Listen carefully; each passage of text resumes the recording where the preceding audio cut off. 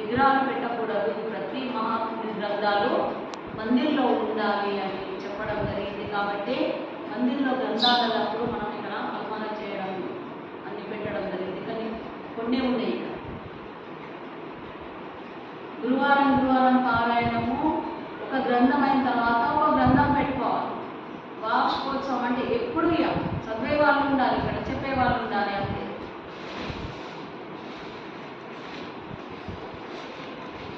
లేదా గ్రంథాలను పెట్టడం, ఈ గ్రంథాలను పూజా పఠనం చేయడం కాదు.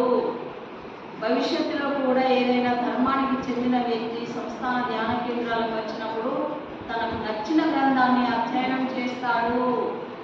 ఏమంటున్నారు బాబా గారు? ధ్యాన కేంద్రంలో గ్రంథాలను స్థాపించడమే కాదు, పూజా పఠన గ్రంథాలను కొట్టుపెట్టి పూజలు చేయడం కాదు. నా గ్రంథాలను మళ్ళీ అది కూడా చెప్తున్నాడు, మీరు అట్లనే పెట్టి పూజ చేయడం కాదు. గ్రంథాలను ఎవరైనా చదువుకున్న వ్యక్తి, ఇంట్రెస్ట్ ఉన్న వ్యక్తి ఆ గ్రంథం తీసుకొని అధ్యయనం చేస్తాడు. అప్పుడు ఆ గ్రంథాన్ని పారాయణం కూడా చేయగలుగుతాడు. అందులో ఉన్న విషయాలను అర్థం చేసుకొని ఆచరణ కూడా చేస్తాడు. గ్రంథం చదివి ఏం చేస్తాడు? ఆయన తన జీవితంలో ఆచరణ చేస్తాడు. అందులో ఉన్న విషయాలను అర్థం చేసుకొని మరి తన జీవితానికి ఉద్ధరించే మార్గం శోధిస్తాడు. నా జీవితానికి దీంట్లో ఏమైనా ఆచరణ అవుతుందా అని ఆయన శోధిస్తాడు దాన్ని వాక్యాలను.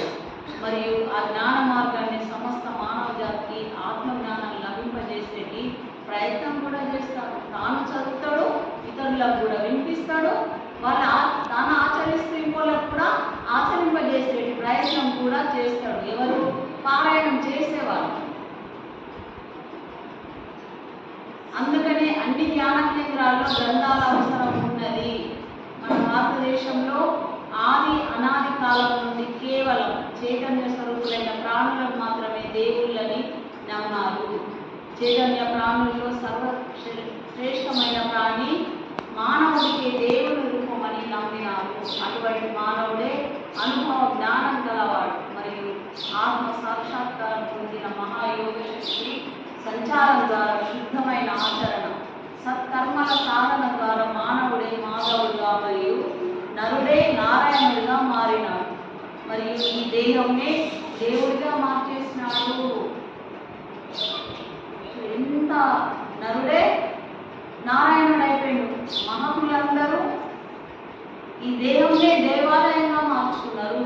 నరుడే మహనీయుడు నారాయణుడిగా మారి మాధవుడిగా మరి ఇతరులను కూడా దేవుళ్ళని చేశారు.